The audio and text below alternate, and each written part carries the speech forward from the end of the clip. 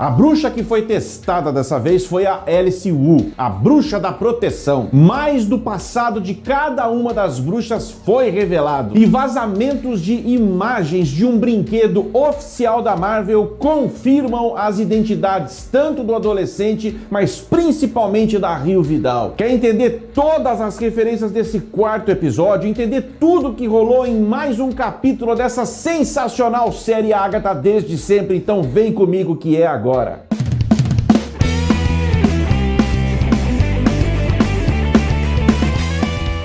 E aí galera, Spotito na área, eu sou o André Murer e desejo que você esteja bem demais. Os personagens mais importantes desse episódio são, sem dúvida nenhuma, o adolescente e a Rio Vidal. Tanto é que eu vou deixar pro fim para falar deles, porque vai render assunto, hein, falar desses dois aí. O episódio começa então exatamente do ponto que havia parado o anterior, com ali o corpo da senhora Hart, né, como a Agatha gosta de chamar. Detalhe, vocês repararam, a Agatha não chamou mais ela de Sharon desde o falecimento dela. Aliás, a última frase dela no episódio anterior foi dizer para as colegas bruxas de Coven quem é Sharon. Ela simplesmente deletou da cabeça dela a identidade Sharon. Ela só conhece aquela senhora como Hart.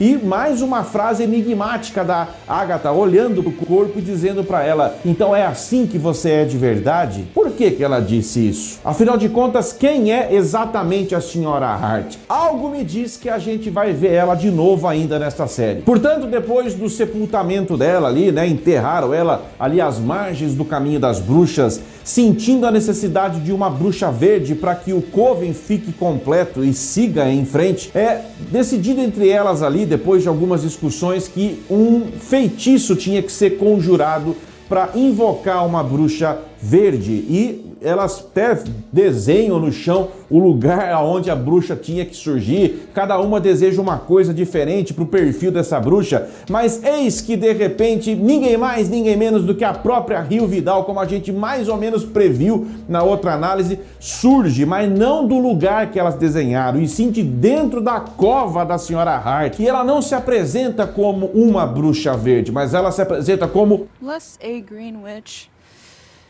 more the green witch.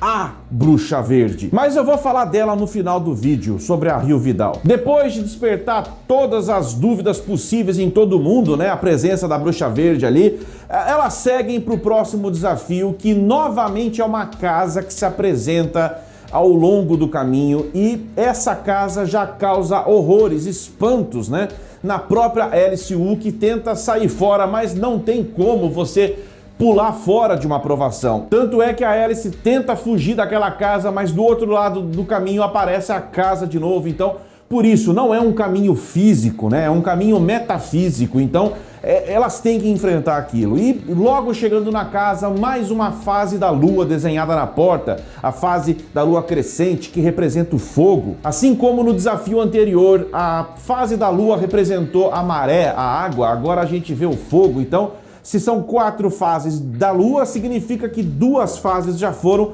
faltam mais 2 bruxas serem testadas. Sobrou quem ali? A Lília Calderu, que deve ser a próxima do próximo episódio, e a própria Agatha Harkness, né, que em algum momento vem aí também a ser testada como a 4ª bruxa. Elas entram na casa e automaticamente elas são levadas para uma ambientação dos anos 70, justamente época em que a Lorna Wu, essa cantora de rock, né, fez muito sucesso nessa época.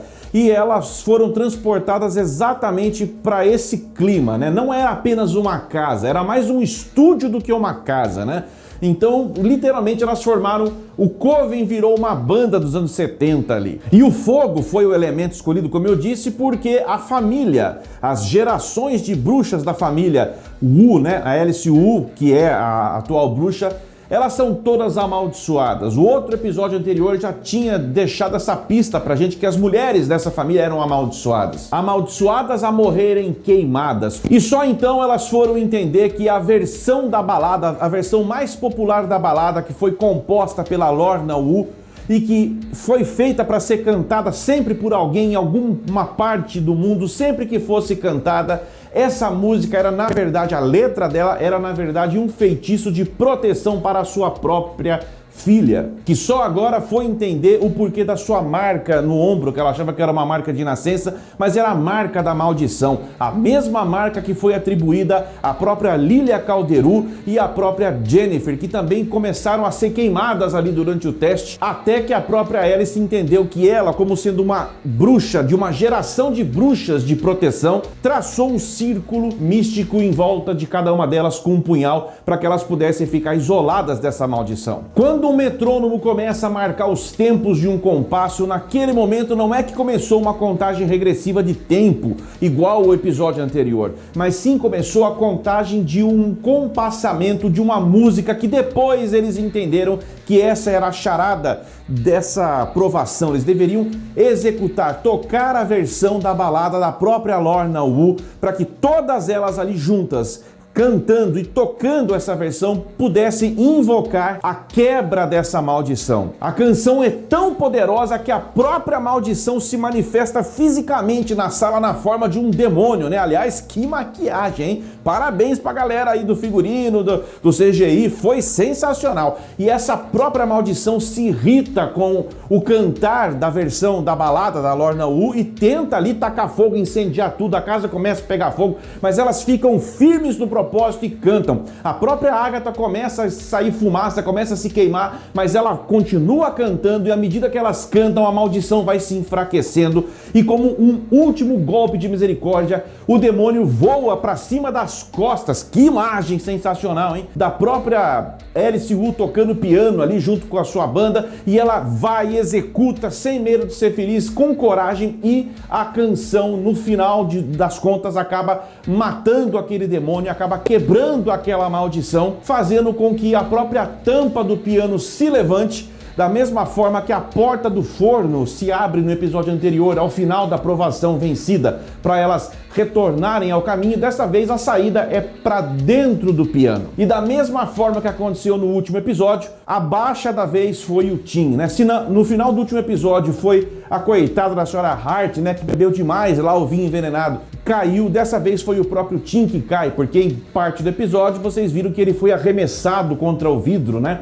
E ali um pedaço de vidro acabou entrando na barriga dele, ferindo ele gravemente. Provação vencida, eles de volta no caminho e a Agatha mais uma vez manifesta de forma explícita a sua preocupação, a sua maternidade, a vontade de proteger o adolescente, que sequer ela sabe o nome. Mais uma vez a Jennifer, que é a bruxa das poções, faz ali um negócio ali, faz um feitiço a partir de luz da lua com água e inventa um troço ali que cura o garoto. E esse tempo em que elas ficaram esperando o garoto melhorar foi um tempo muito importante, porque elas puderam ali conversar, interagir mais entre elas e várias pequenas revelações foram surgindo pra gente. A Lilia Calderu confessa que já teve uma treta muito forte com um vampiro. A Jennifer confirma aquilo que a gente tinha imaginado no último episódio, né? Que aquele homem da alucinação dela era justamente a pessoa responsável em bloquear os poderes dela.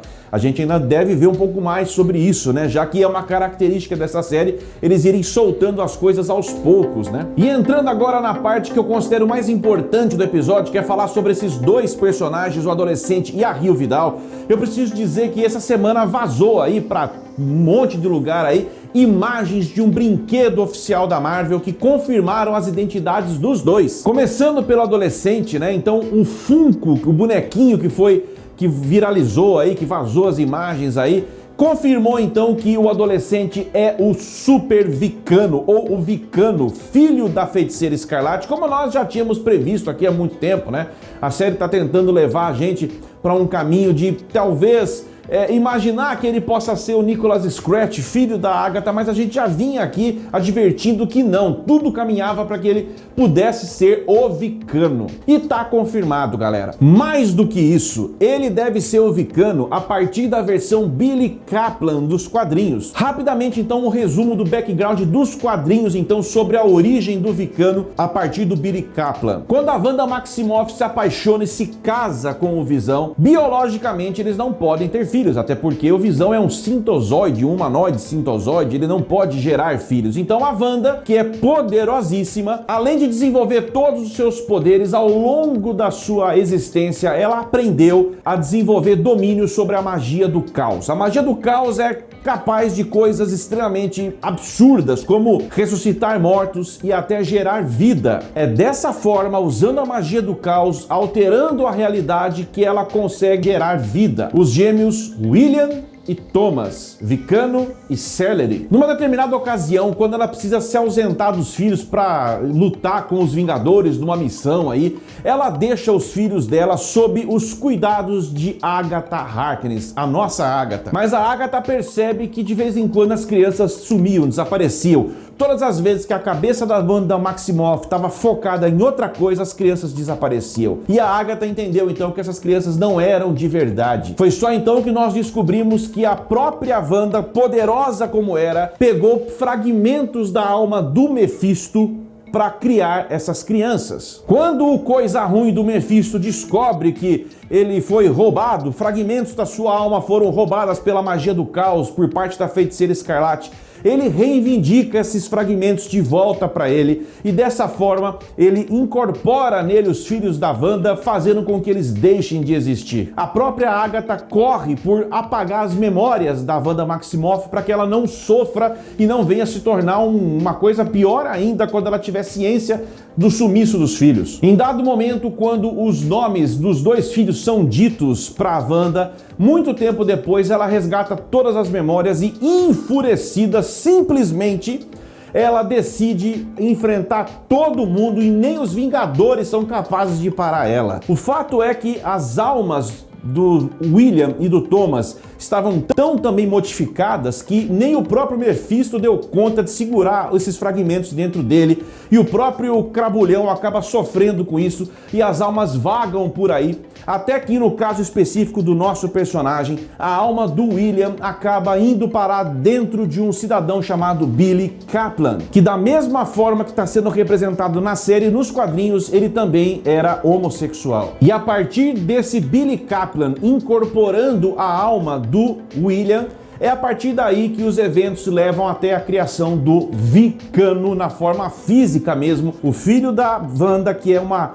mera alteração de realidade, acaba se tornando uma existência física. E os sinais são muitos, né? A própria Rio Vidal disse no final do episódio para Agatha que ele não era filho dela. Aprendemos nesse episódio também que o feitiço do sigilo, nem a própria bruxa que colocou o sigilo sabe que pôs, porque se é para ninguém ficar sabendo, até isso afeta até a própria bruxa que criou o feitiço, né? E ele só pode ser destruído, né? Ele só vai ser destruído, quebrado, quando não mais for necessário o sigilo sobre esse nome, então o feitiço é quebrado e aí qualquer pessoa pode saber a identidade. Possivelmente, então, o jovem é Billy Kaplan antes de se tornar efetivamente o Vicano. E a identidade, então, da nossa queridíssima Rio Vidal também foi revelada através desse brinquedo que as imagens foram vazadas.